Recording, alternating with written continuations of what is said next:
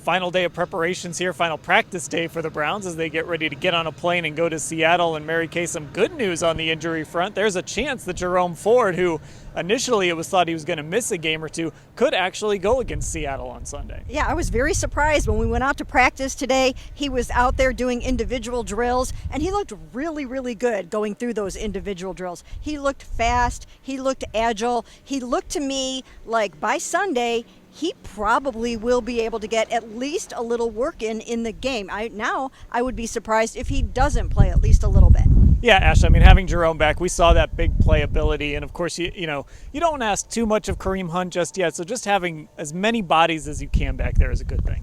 Right, and like Mary Kay said, I mean, I was impressed watching him out there going through those early drills. Like, if you didn't know he had been battling this ankle injury, you wouldn't know that there was anything wrong with him just from watching those. And, yeah, I mean, I do think you've seen him come up with those big runs, like against the Steelers, like he did last week. So I definitely think that ability is really enticing if you can have him out there.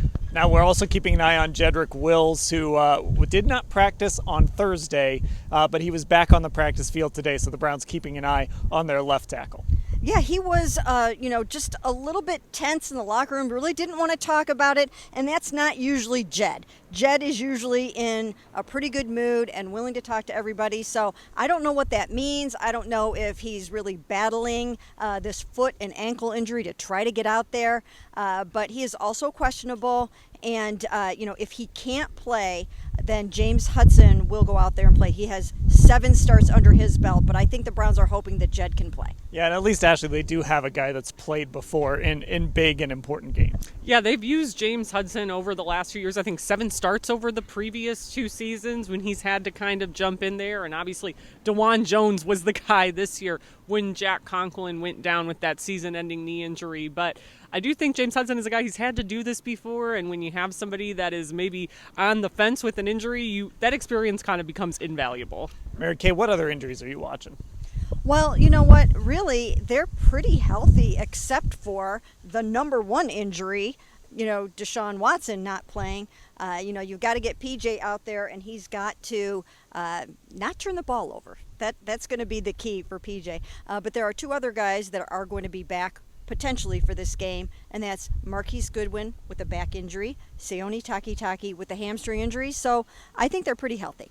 Yeah, I mean, Mark, having as many receivers as you can, Ashley, just like running backs, when you have a guy like P.J. Walker starting, you want to have a lot of receivers at your disposal. And especially a guy like P.J. Walker, who we know when he's gotten a chance to start in his career, he's a guy who likes to take deep shots. And what better receiver to have on this roster than Marquise Goodwin, who that's really the number 1 reason they brought him in is because of his vertical speed ability. So definitely, I think it doesn't hurt to have that full receiving core available if you can manage it.